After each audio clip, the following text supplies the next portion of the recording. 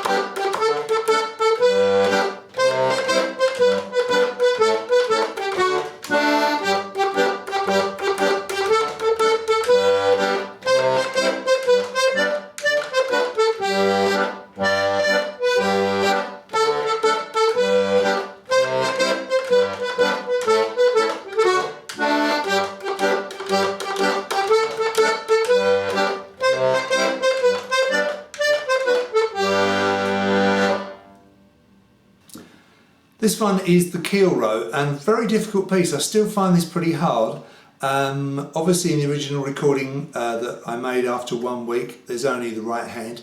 This newer recording after a year has got the left hand as well.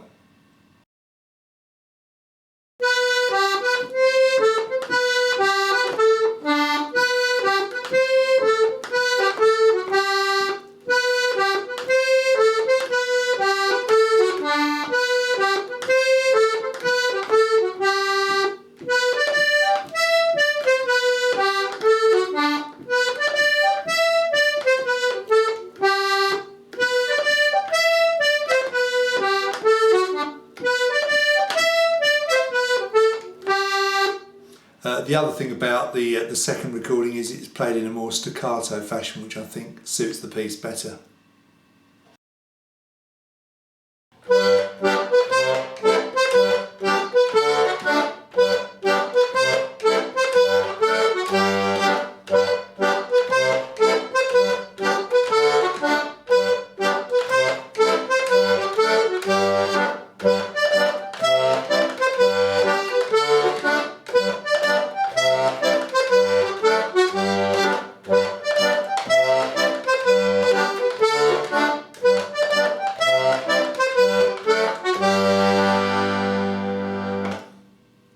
Okay, next piece is Winster Gallop, and I originally recorded this after 1 week, and then I re-recorded it after 2 weeks because I wanted to show you the left hand I put in, and so I've re-recorded this again after a year, just to show you the improvement I've made, and I put a little harmony in on the B part with the left hand, which I think sounds quite nice.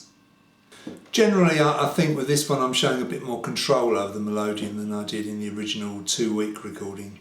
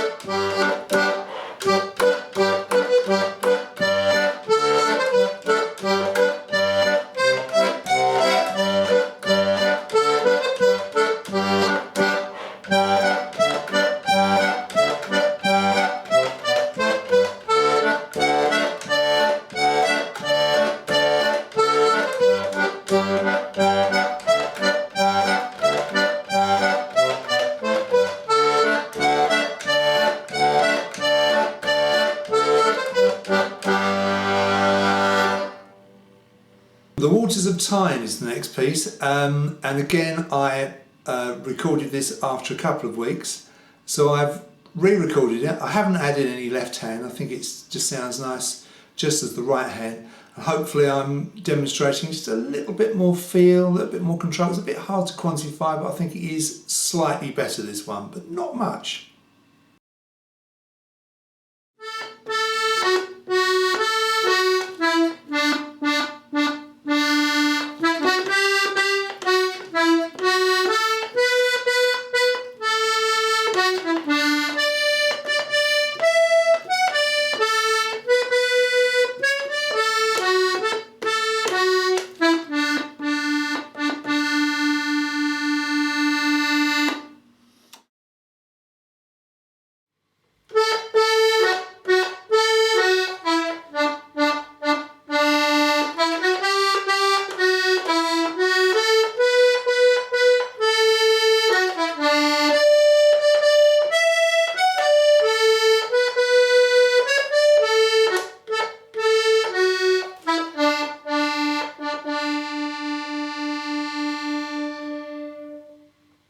Now, this is the worrying one. This is called Davey, Knickknack, and the first recording was made after 2.5 months of playing, and obviously the second one is after a year, and I sort of prefer the first recording a bit. I think I just prefer the feel of it. So that is a bit of a worry, and this is obviously one I've got to go over and perhaps relearn.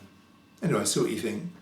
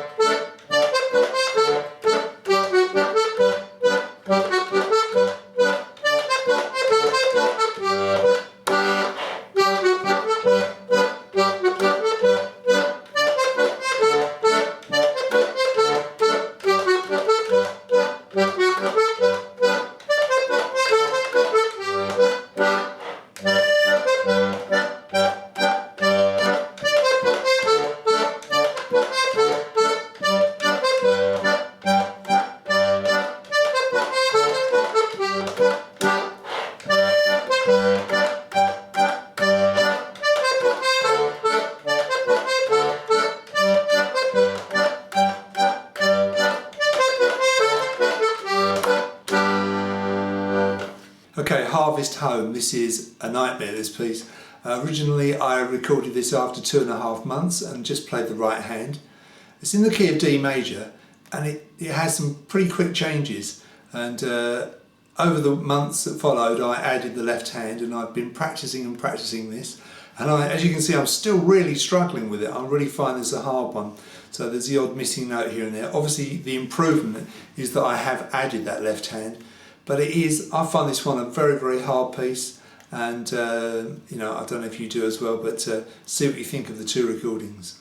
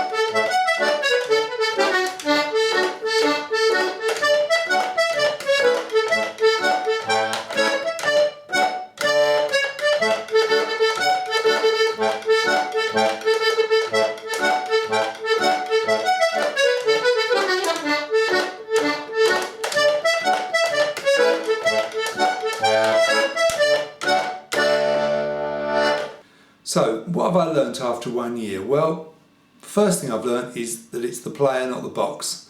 An expensive box won't turn you magically into a brilliant Melodeon player. If you've watched John Kirkpatrick play, you'll know that he can make a one-row poker work sound like about 3 Melodeon players playing all at once. So that's a bit of a lesson.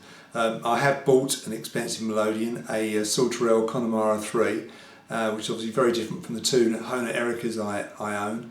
And it's harder to play because it's heavier, so that's a bit of a lesson learnt, but it is a lovely Melodeon and I will continue to persevere with it. Getting comfortable and getting relaxed is very important, I've found over the year.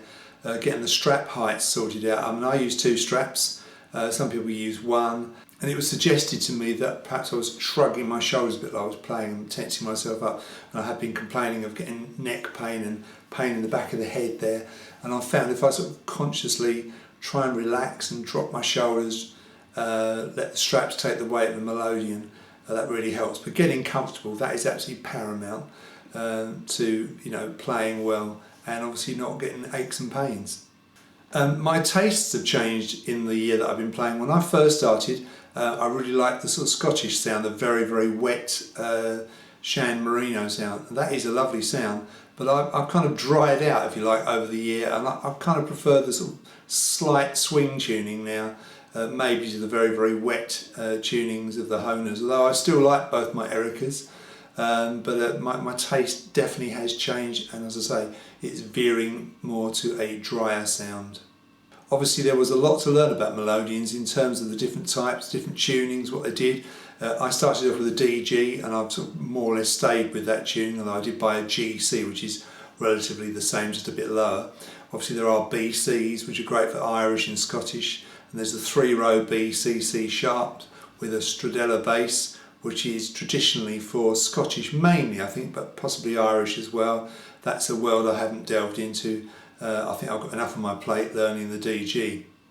It's a bit like an onion, the world of folk music, I've discovered. You peel one layer off and there's another one lurking underneath. I mean, apart from the English style of playing, you've got the Irish, the Scottish, you've got the tunes from Brittany, you've got the tunes from French Canada, all kinds of stuff. The styrisher stuff from Austria or Bavaria. There's loads and loads of different ways of playing the melodeon, loads of different tunings, setups, different amounts of rows. You know, it's a crazy kind of world, and I've just sort of scratched the surface in this first year, but I've really enjoyed it. And as I say, this onion keeps peeling back. You discover the world of Morris dancing and clog dancing, and people who play pipes and whistles, harmonicas, concertinas, piano accordions as well as melodeons. You know, it is a very, very varied thing. Absolutely fascinating though. I have discovered in a big way the world of MAD, which is Melodeon Acquisition Disease or Disorder, whereby you always feel like you need to get another box. You just kind of talk yourself into it and convince yourself you need something bigger and better or smaller and better, and I've already gone down that road a bit. I've got 3 so far with probably more to come fairly soon.